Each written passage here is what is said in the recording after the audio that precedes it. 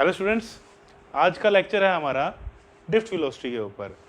तो क्या होती है ड्रिफ्ट वेलोसिटी, इसको समझने से पहले हमने पिछले लेक्चर में क्या डिस्कस किया था करंट इन कंडक्टर में, कि अगर इलेक्ट्रिक फील्ड ना हो तो इलेक्ट्रॉन का मोशन कैसा होता है। जो फ्री इलेक्ट्रॉन होते हैं कंडक्टर में रैंडम मोशन होता है, मीन उसकी कोई पर्टिकुलर डायरेक्शन नहीं होती।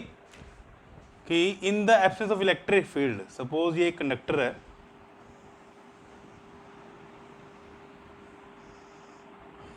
ये मैंने क्रॉस सेक्शन लिया, सपोज कहीं पे भी ले सकते हैं। तो in the absence of electric field मतलब जब तक हमने कोई बैटरी लगाई नहीं है, in the absence of electric field electrons का मोशन कैसा है, there is random motion of electrons. Random motion का मतलब इलेक्ट्रॉन्स क्या कर रहे हैं, इधर उधर कंडक्टर में घूम रहे हैं। कितनी स्पीड से, 10⁵ मीटर पर सेकंड से। और किसी टाइम पे इस क्रॉस सेक्शन को जितने इलेक्ट्रॉन लेफ्ट की तरफ आ रहे हैं उतने इलेक्ट्रॉन राइट की तरफ आ रहे हैं, तो नेट चार्ज कितना फ्लो कर रहा है इससे, 0। तो करंट भी कितना है, 0। फिर हमने क्या पढ़ा था, जैसे ही हम इलेक्ट्रिक फील्ड अप्लाई कर देंगे, मतलब जैसे ही मैं इस कंडक्टर के अक्रॉस बैटरी को कनेक्ट कर दूंगा, तो यहाँ पे क्या होगी, इलेक्ट्रिक फील्ड आएगी इस डायरेक्शन में और इलेक्ट्रॉन के ऊपर फोर्स किस तरफ लगाएगी, in the opposite direction to electric field. तो सपोज ये इलेक्ट्रॉन है, ये ऐसे ऐसे घूम रहा था अपने पाथ पे, तो इसको क्या होगा, थोड़ा सा फोर्स लगेगा किस तरफ, इस तरफ, मतलब इस डायरेक्शन में। तो ये थोड़ा सा इस तरफ डिस्प्लेस होगा, फिर ये इस तरफ आएगा, फिर ये इस तरफ आएगा, और जब फाइनली बात करेंगे तो ये कहाँ पहुँच जाएगा, थोड़ा सा इधर, मतलब थोड़ा सा राइट साइड शिफ्ट हो जाएगा। अगर इसको ब्रीफ बना के देखें तो कैसे होगा, देखो कि फॉर एग्जांपल एक इलेक्ट्रॉन ये ऐसे मूव कर रहा है, ठीक है। अब थोड़ा सा फोर्स लगने की वजह से ये डॉटेड बात है जो इलेक्ट्रिक फील्ड के बाद हुआ, इलेक्ट्रॉन इधर आए क्योंकि इधर फोर्स लग रहा है इलेक्ट्रिक फील्ड का अपोजिट डायरेक्शन में, कंटिन्यूसली इधर फोर्स लग रहा है, तो इलेक्ट्रॉन क्या होगा, इधर आ जाएगा। मतलब जो इलेक्ट्रॉन पहले इस पोजीशन पे था वो इतना डिस्टेंस क्या कर गया, कवर कर गया, किस तरफ, पॉजिटिव टर्मिनल की तरफ, और I can say in the opposite direction to electric field. तो जितने भी इलेक्ट्रॉन है वो किस तरफ मूव करने की ट्राई करेंगे, पॉजिटिव टर्मिनल की तरफ। तो मैं क्या बोलूंगा कि ये जो इलेक्ट्रॉन है ये ड्रिफ्ट कर रहे हैं किस तरफ, दे आर ड्रिफ्टिंग, कि फ्री इलेक्ट्रॉन्स जो हैं they are drifting towards positive terminal of battery, और I can say opposite direction to electric field. तो जिस वेलोसिटी से वो इलेक्ट्रॉन, मतलब एवरेज वेलोसिटी हर इलेक्ट्रॉन के लिए जिसमें वो क्या करेंगे, पॉजिटिव टर्मिनल की तरफ मूव करेंगे, या I can say in the opposite direction to electric field move करेंगे, उसको क्या बोलेंगे हम, ड्रिफ्ट वेलोसिटी। क्लियर। तो इतना इसको नोट करो। तो ड्रिफ्ट वेलोसिटी की डेफिनेशन क्या हुई, it is the average velocity with which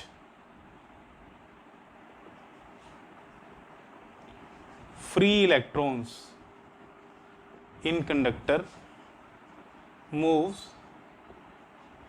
in the opposite direction to electric field। कि ये वो वेलोसिटी है जिस वेलोसिटी जो फ्री इलेक्ट्रॉन होते हैं वो इलेक्ट्रिक फील्ड के अपोजिट डायरेक्शन में क्या करते हैं, मूव करते हैं। क्लियर। और जब ड्रिफ्ट वेलोसिटी की वैल्यू की बात करें तो ये वैल्यू कितनी आती है, ये वैल्यू अप्रोक्सीमेटली आती है 10⁻³ मीटर पर सेकंड, जो ड्रिफ्ट वेलोसिटी की वैल्यू होती है, मतलब एवरेज वेलोसिटी फॉर इलेक्ट्रॉन। और हमने क्या पढ़ा था, ये तो किसकी वैल्यू आई, ड्रिफ्ट वेलोसिटी की। और हमने क्या पढ़ा था, इलेक्ट्रॉन की स्पीड कितनी होती है, 10⁵ मीटर पर सेकंड तक। तो क्वेश्चन आया कि इतना ज़्यादा फर्क क्यों है। देखो एक इलेक्ट्रॉन है, वो क्या कर रहा था, वो जिगजैग पाथ में मूव कर रहा था, ठीक है। जैसे ही उसको क्या हुआ, जैसे इलेक्ट्रिक फील्ड लगाई वो ड्रिफ्ट हुआ किस तरफ, सपोज इस डायरेक्शन में इलेक्ट्रिक फील्ड लगाई, ठीक है, वो ड्रिफ्ट हुआ किस तरफ, टुवर्ड्स द पॉजिटिव टर्मिनल, और I can say in the opposite direction to electric field. तो ऐसे ड्रिफ्ट हुआ, इसको इस तरफ फोर्स लगा, जो भी पहले एक्सप्लेन किया था मैंने, और ये इलेक्ट्रॉन यहाँ पे आ गया। तो बहुत ज़्यादा वेलोसिटी स्पीड से तो घूम रहा है वो, बट अगर बात करें डिस्प्लेसमेंट की तो वो सिर्फ इतना ही डिस्प्लेसमेंट हुई उसकी, तो उसकी स्पीड तो ज़्यादा है। स्पीड क्या होती है, जो टोटल डिस्टेंस कवर कर रहा है, और डिस्प्लेसमेंट कम है, उसकी वजह से ड्रिफ्ट वेलोसिटी भी क्या है, बहुत कम।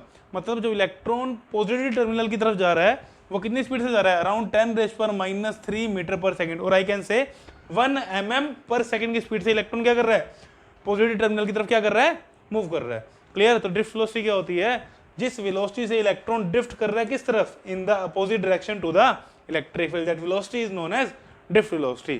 तो अभी हम इसका डेरिवेशन स्टार्ट करते हैं।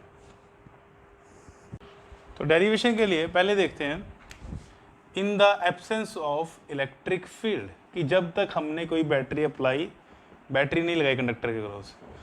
अब जब बैटरी लगाई तो इलेक्ट्रॉन का मोशन कैसा था, रैंडम। मतलब कि कंडक्टर में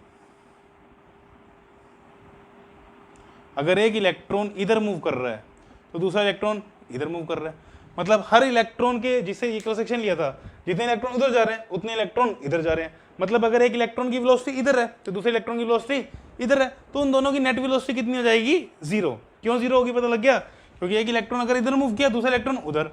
अगर एक इलेक्ट्रॉन इधर आ रहा है तो इसके अपोजिट में एक इलेक्ट्रॉन किधर होगा, इधर। बट सबकी अगर मैं नेट वेलोसिटी निकालूं वो क्या आएगी, जीरो। तो आई can say u1 plus u2 plus u3 up to suppose there are n number of electron, तो u1 is equal to zero. क्यों हुआ जीरो प्लेयर, बिकॉज करंट कितना था, जीरो, क्योंकि मोशन कैसा था, रैंडम। तो सबकी जो नेट वेलोसिटी होगी इलेक्ट्रॉन्स की वो कितनी हो जाएगी, जीरो। तो when electric field is applied, तो जैसे ही मैंने इलेक्ट्रिक फील्ड अप्लाई कर दी तो इलेक्ट्रॉन के ऊपर क्या लगेगा, फोर्स लगेगा। कि अगर मैं इस कंडक्टर के अक्रॉस बैटरी लगाऊं तो इलेक्ट्रॉन को किस तरफ फोर्स लगेगा, इस तरफ, opposite direction to electric field. तो कितना फोर्स लगेगा, now force on free electron due to electric field, कितना, दैट इज फोर्स का फॉर्मूला क्या होता है इलेक्ट्रिक फील्ड की वजह से, क्यू ई। और अगर मैं वेक्टर फॉर्म में लिखूं तो F vector will be equal to minus E E. Clear. E is the charge on electron, क्योंकि इलेक्ट्रॉन में फोर्स लग रहा है इलेक्ट्रिक फील्ड कितनी की वजह से, ई की वजह से। अब नेगेटिव साइन क्या इंडिकेट कर रहा है, negative sign indicates that force is in opposite direction to electric field, कि जो इलेक्ट्रॉन के ऊपर फोर्स लग रहा है वो इलेक्ट्रिक फील्ड के क्या है, अपोजिट डायरेक्शन में। अब जो ये फोर्स है ये इलेक्ट्रॉन क्या प्रोवाइड करेगा, एक्सेलरेशन। तो एक्सेलरेशन ऑफ इलेक्ट्रॉन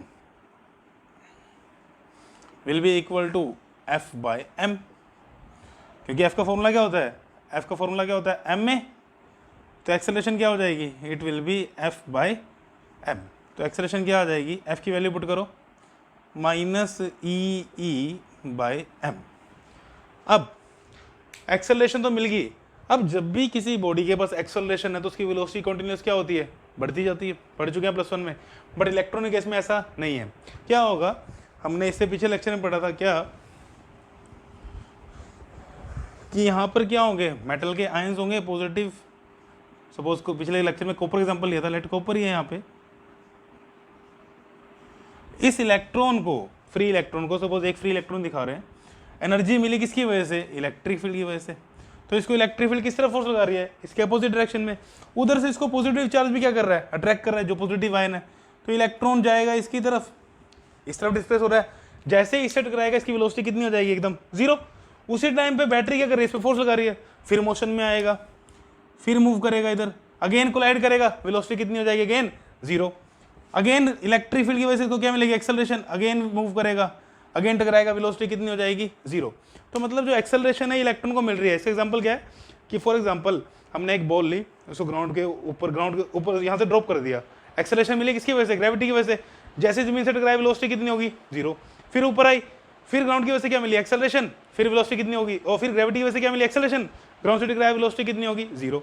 फिर ऊपर आया, फिर अर्थ ने खींचा, फिर क्या मिली इसको, एक्सेलरेशन मिली किसकी वजह से, ग्रेविटी की वजह से। जैसे ही नीचे गया तो वेलोसिटी कितनी होगी, अगेन जीरो। तो ये हो रहा है कि इलेक्ट्रॉन को वेलोसिटी मिली किसकी वजह से, इस एक्सेलरेशन की वजह से। बट जैसे ही टकराया वेलोसिटी कितनी होगी, जीरो।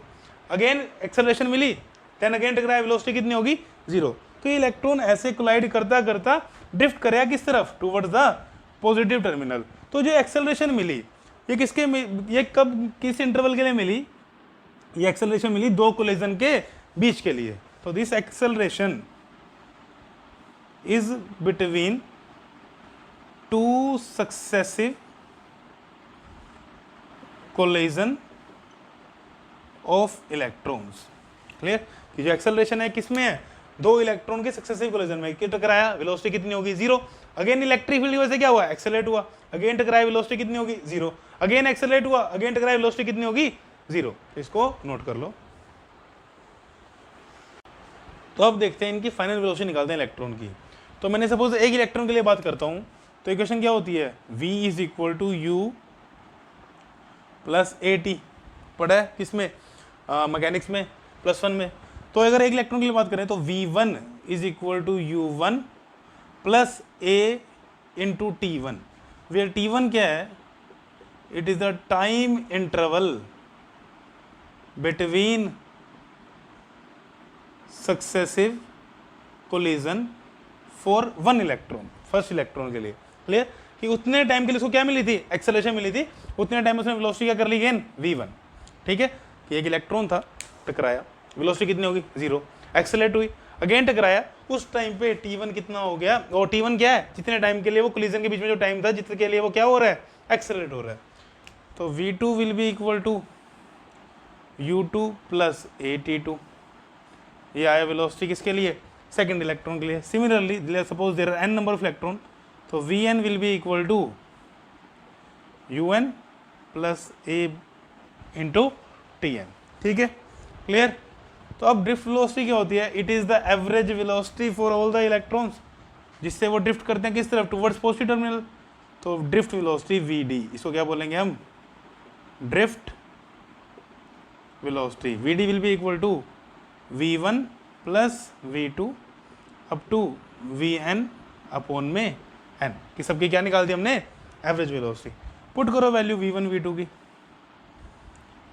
v1 की value u1 plus a t1, v2 की वैल्यू u2 plus a t2, similarly up to vn, तो un plus a tn divide by n।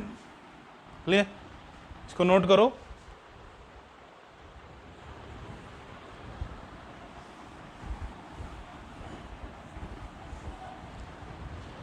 तो अब टर्म्स को रीअरेंज कर लो, तो Vd will be equal to, देखो मैं इसको ऐसे लिख देता हूँ, u1 plus u2 up to un divide by n, इस टर्म को अलग कर लिया, plus a common, T1 plus T2 up to Tn, या इसको भी रब कर दूं,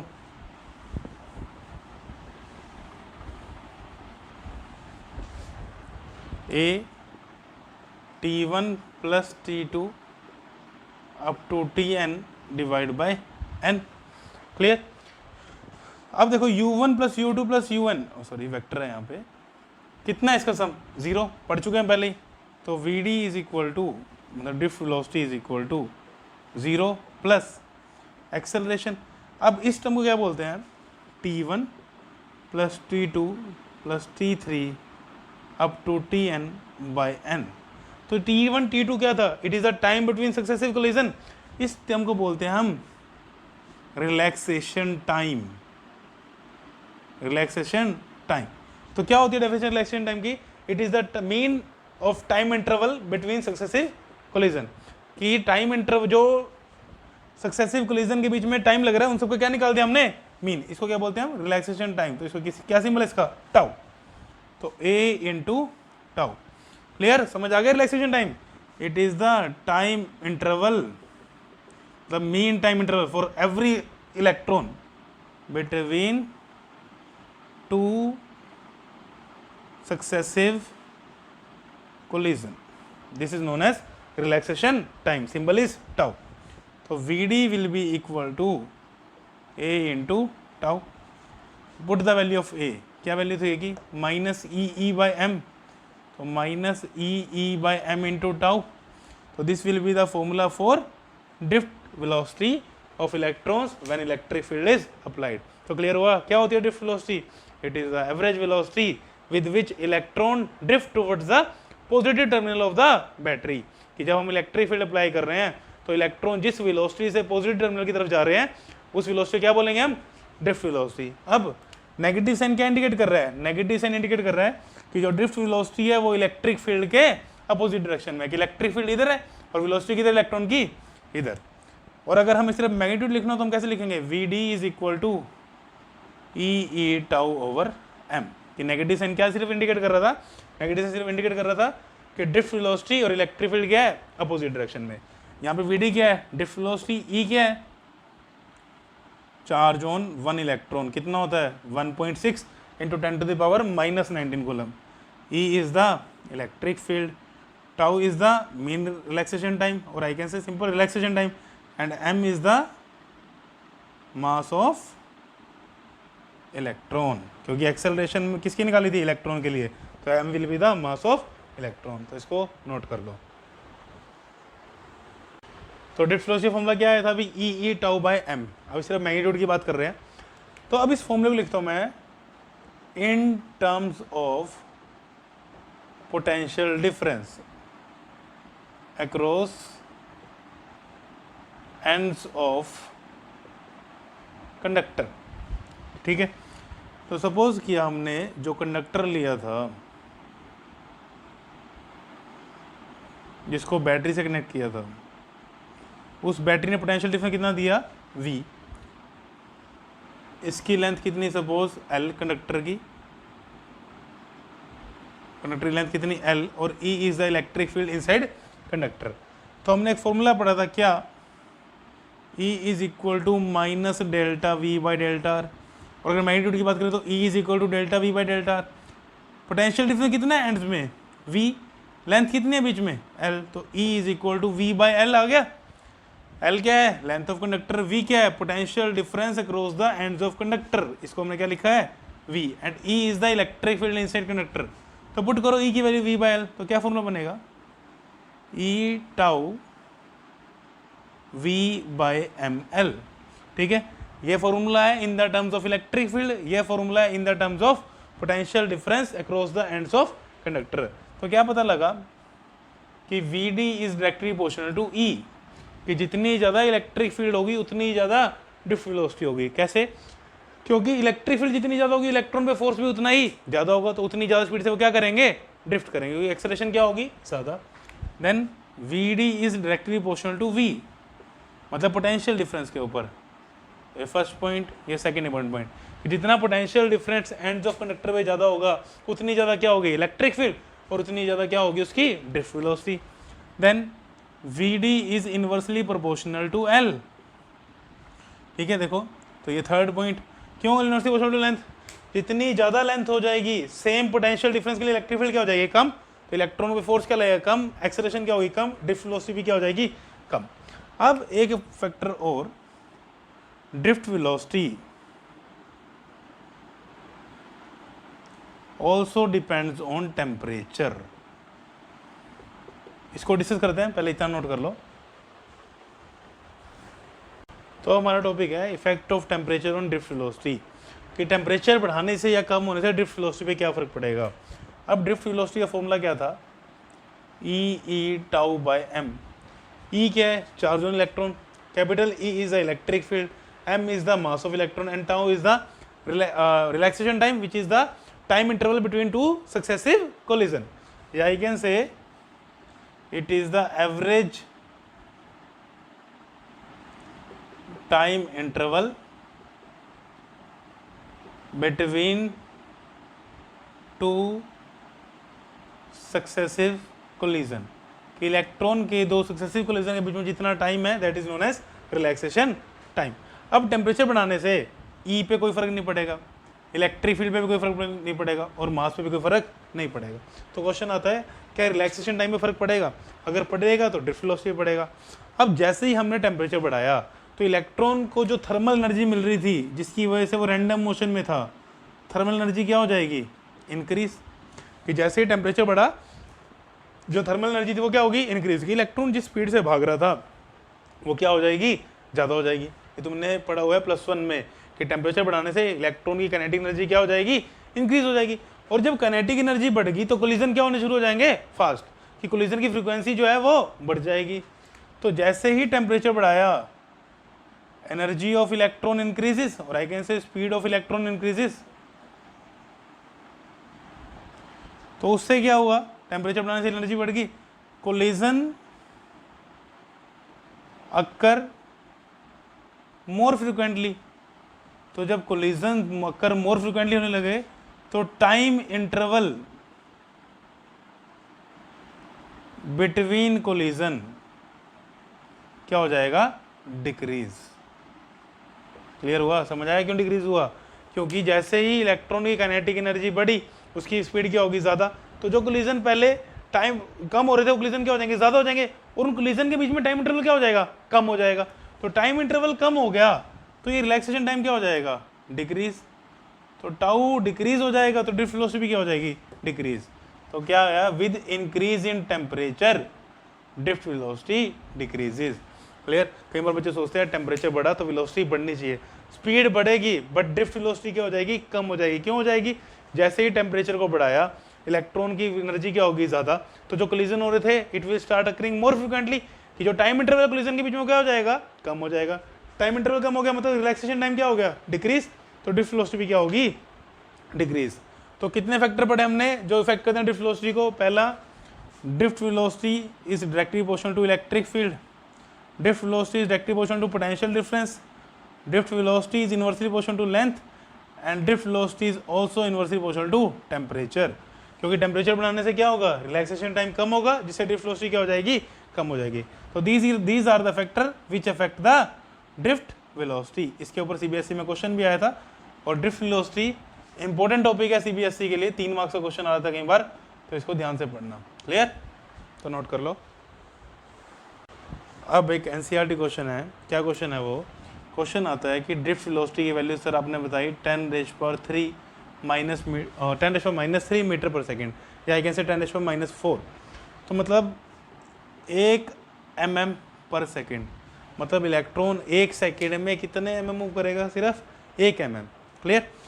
अब अगर इलेक्ट्रॉन को 1 मीटर डिस्टेंस कवर करना हो तो टाइम कितना लगेगा, suppose time is distance by speed, speed कितनी है 10⁻³ मीटर पर सेकेंड, तो it will come out to be, देखो मीटर से metre cancel, that will come out to be 10⁻³ second, मतलब आई कैन से 1000 सेकेंड।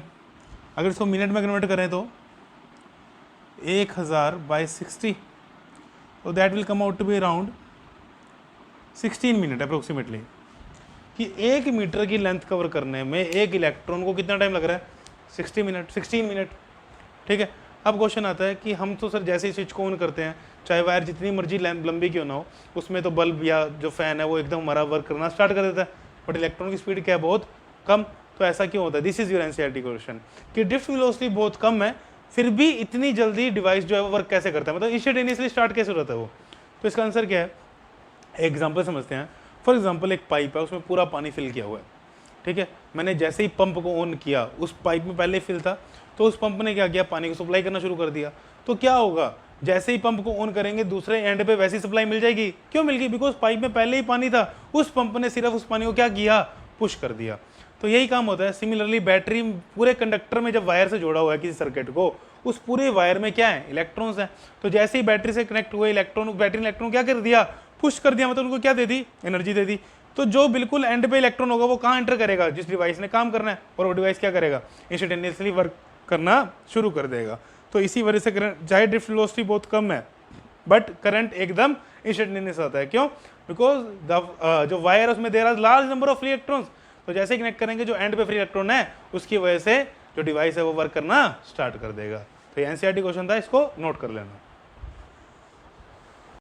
अब हमारा नेक्स्ट टॉपिक है क्या, रिलेशन ऑफ करंट या relation between current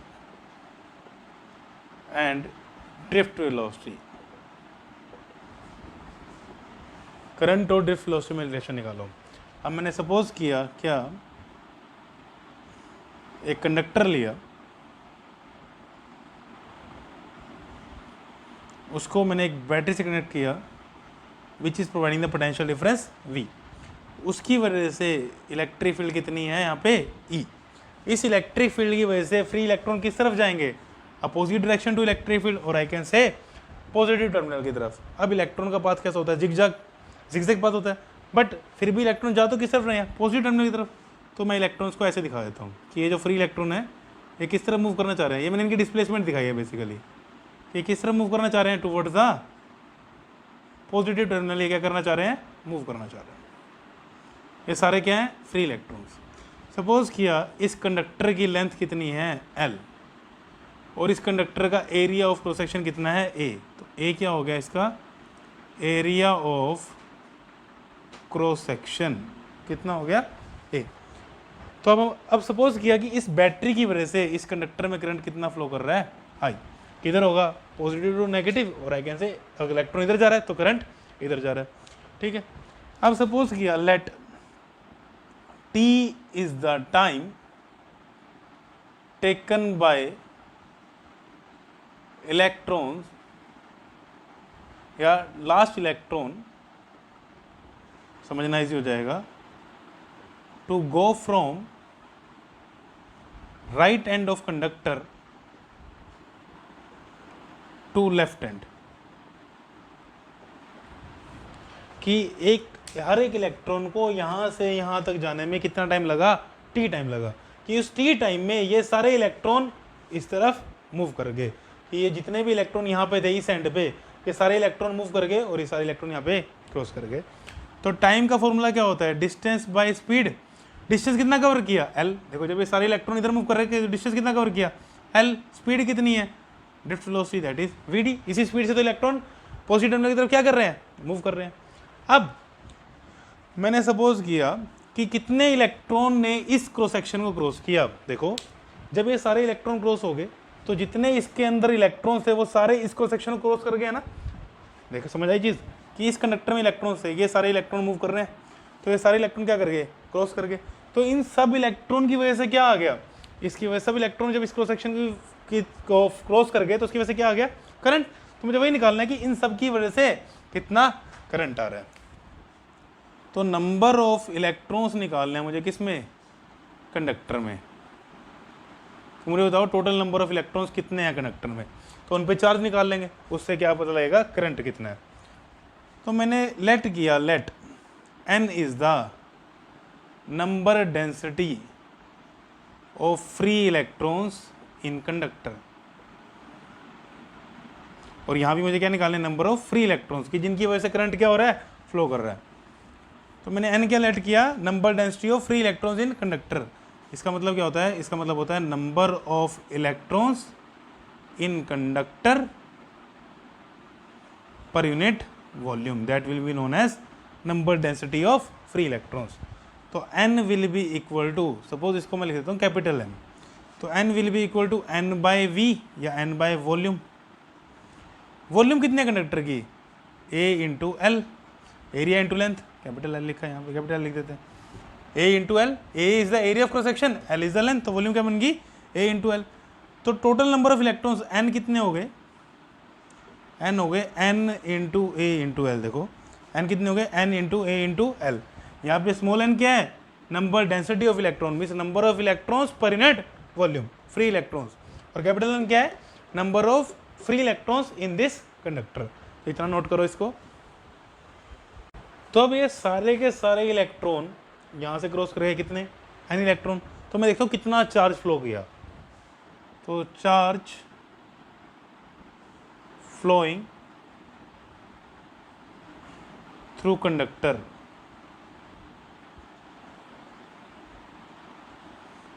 Q is equal to, अब एक इलेक्ट्रॉन पे चार्ज कितना होता है, E। कितने इलेक्ट्रॉन जा रहे हैं, NaL, तो चार्ज कितना हो गया, NaL इंटू E। या इसको ऐसे समझ लो, तुमने एक क्वांटाइजेशन फॉर्मूला पढ़ा था, Q is equal to NE। यहाँ पे N क्या था, नंबर ऑफ इलेक्ट्रॉन्स। अब नंबर ऑफ इलेक्ट्रॉन कितने हैं, N इंटू AL, तो क्या आ गया, Q is equal to NaL into E। कि इतना चार्ज फ्लो कर रहा है T टाइम में, इससे, इस क्रॉस सेक्शन से इतना चार्ज क्या कर गया, क्रॉस कर गया। Now current flowing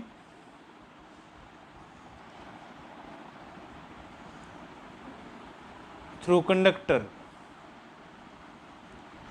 that is I is equal to, क्या फॉर्मूला पड़ा था, charge flowing per unit time. कि ये सारा चार्ज फ्लो कर गया T टाइम में इस क्रॉस सेक्शन से। फिर हुआ कि T टाइम लगा था, हमने निकाला था इन सारे इलेक्ट्रॉन्स को यहाँ से क्रॉस होने में। तो हमने आई क्या ले लिया, Q बाई टी, तो Q की वैल्यू पुट कर दो NaL into E divide by T. अब देखो यहाँ से L बाई टी क्या आएगा, NaE and L by T. देखो L बाई टी क्या आएगा यहाँ से, L by T will be equal to drift velocity. तो क्या फॉर्मूला बन गया, NeaVd। तो करंट का फॉर्मूला क्या आ गया, NeaVd। ठीक है, तो this is the relation between current and the drift velocity. तो एक चीज़ और पता लगी क्या यहाँ से, कि जो ड्रिफ्ट वेलोसिटी है या जो करंट है वो आपस में क्या है, डायरेक्टली प्रोपोर्शनल। मतलब जितनी ज़्यादा ड्रिफ्ट वेलोसिटी होगी उतना ज़्यादा क्या होगा, करंट। और आई कैन से जितना ज़्यादा करंट है उतनी ज़्यादा क्या है, ड्रिफ्ट वेलोसिटी। तो इसको नोट कर लो। तो अब क्वेश्चन आता है क्या, अभी रिलेशन पढ़ लिया, I is equal to NaVd। Question आता है एक कंडक्टर है, सपोज वो ऐसी शेप का है, ठीक है, कि यहाँ पे area of cross section A1 है, यहाँ पे area of cross section A2 है। इस कंडक्टर को मैंने बैटरी से कनेक्ट किया, उसकी वजह से इलेक्ट्रॉन्स मूव कर रहे हैं। तो बताओ सपोज यहाँ पे करंट I1 है, यहाँ करंट I2 है, कि I1 ज़्यादा है या I2 ज़्यादा है। ठीक है, क्वेश्चन समझ आ गया, कि यहाँ से एक कंडक्टर है इस शेप का, कि जिसमें एरिया ऑफ क्रॉस सेक्शन क्या कर रहा है, वेरी कर रहा है, वो यूनिफॉर्म नहीं है। अभी तक हमने क्या पढ़ा था, एरिया ऑफ क्रॉस सेक्शन कैसा होता है, यूनिफॉर्म, बट अब वो यूनिफॉर्म नहीं है। तो क्वेश्चन आता है बताओ भाई अब करंट इस क्रॉस सेक्शन पे ज़्यादा है जहाँ पे एरिया ज़्यादा है, या इस क्रॉस सेक्शन पे ज़्यादा है जहाँ पे एरिया कम है। तो आंसर है दोनों बराबर हैं। ऐसा क्यों हुआ, देखो अब सपोज किया यहाँ से 100 इलेक्ट्रॉन, यहाँ से इस कंडक्टर से 100 इलेक्ट्रॉन ट्रांसफर हो गए टी टाइम में। कितने, 100 इलेक्ट्रॉन टी टाइम में ट्रांसफर हो गए। अब जब यहाँ पे आएंगे तो जितने इलेक्ट्रॉन यहाँ से एंटर करे उतने इलेक्ट्रॉन तो लीव करेंगे, बीच में कोई इलेक्ट्रॉन का एक्यूमुलेशन तो हो ही नहीं रहा। इलेक्ट्रॉन क्या कर रहे हैं, मूव कर रहे हैं, और charge can neither be created nor be destroyed, charge conserve रह रहा है। तो जितने इलेक्ट्रॉन यहाँ एंटर करेंगे उतने इलेक्ट्रॉन यहाँ लीव करेंगे। वो कितने टाइम एंटर कर रहे हैं, टी टाइम में, तो यहाँ से भी लीव कितने टाइम में करेंगे, टी टाइम में। अब क्वेश्चन आता है कि यहाँ पे तो एरिया ऑफ क्रॉस सेक्शन ज़्यादा था, इलेक्ट्रॉन इजीली क्रॉस कर जाएंगे, यहाँ पे एरिया ऑफ क्रॉस सेक्शन कम था, तो इलेक्ट्रॉन सारे क्रॉस कैसे कर गए। तो उसका आंसर देखो, अब मैंने क्या बोला, आई क्या है, कांस्टेंट। आई कांस्टेंट क्यों हुआ, बिकॉज कि चार्ज जितने टाइम में यहाँ से क्रॉस कर रहा है उतने टाइम में यहाँ से क्रॉस कर रहा है। ऐसी चीज़ तुमने बर्नौली प्रिंसिपल में पढ़ी थी कि फॉर एग्जांपल एक पाइप है, उसमें क्रॉस सेक्शन वेरी कर रहा है, तो जितना वाटर यहाँ से एंटर करेगा उतना ही तो यहाँ से लीव करेगा। होता क्या था वहाँ पे, यहाँ पे वेलोसिटी कम होती थी वाटर की, और यहाँ वेलोसिटी क्या होती थी, ज़्यादा। यही चीज़ यहाँ पे हो रही है। देखो आई कांस्टेंट हो गया, तो वीडी का फॉर्मूला क्या हो गया, आई बाय NeA। अब आई कांस्टेंट है, नंबर डेंसिटी भी क्या रहेगी कंडक्टर के लिए, कांस्टेंट, ई भी क्या है, कांस्टेंट। तो VD is inversely proportional to A, कि जहाँ पे क्रॉस सेक्शन कम हो गया वहाँ पे ड्रिफ्ट वेलोसिटी क्या हो जाएगी, बढ़ जाएगी। बट इलेक्ट्रॉन जितने यहाँ से क्रॉस कर रहे थे उतने ही छोटे वाले क्रॉस सेक्शन से क्या करेंगे, क्रॉस करेंगे। तो एक फैक्टर और पता लग गया कि जैसे ही एरिया क्रॉस सेक्शन कम होगा ड्रिफ्ट वेलोसिटी क्या हो जाएगी, बढ़ जाएगी। जैसे ही एरिया क्रॉस सेक्शन ज़्यादा होगा ड्रिफ्ट वेलोसिटी क्या हो जाएगी, कम हो जाएगी। तो इस पॉइंट को भी नोट कर लेना, ठीक है। अब अगेन एक और कंसेप्चुअल क्वेश्चन NCERT का। क्या क्वेश्चन है कि ड्रिफ्ट वेलोसिटी की वैल्यू बहुत स्मॉल है। कितनी स्मॉल, 10⁴ मीटर पर सेकेंड, ओ सॉरी -4 या -3 वेरी करती है वो, -3 से -4 के बीच में बोलते हैं। तो क्वेश्चन आता है इतनी स्मॉल ड्रिफ्ट वेलोसिटी के लिए how can we achieve large value of current, कि जब ड्रिफ्ट वेलोसिटी इतनी कम है फिर भी हम करंट की इतनी ज़्यादा वैल्यू क्यों अचीव कर पाते हैं। तो उसका आंसर देखो, चाहे ड्रिफ्ट वेलोसिटी कम है बट जो ये n है that is very large for conductor, कि जो n की वैल्यू है वो कंडक्टर के लिए क्या होती है, बहुत ज़्यादा। इसी वजह से करंट क्या होता है, ज़्यादा। फॉर कॉपर इसकी वैल्यू होती है 10⁻28 राउंड पर मीटर क्यूब, ठीक है। तो चाहे ड्रिफ्ट वेलोसिटी कम है but number density of free electrons क्या है कंडक्टर में, बहुत ज़्यादा, जिसकी वजह से करंट क्या अचीव कर सकते हैं हम, बहुत ज़्यादा। तो ये भी तुम्हारा NCERT क्वेश्चन था, तो इसको नोट कर लो। अब next topic that is mobility.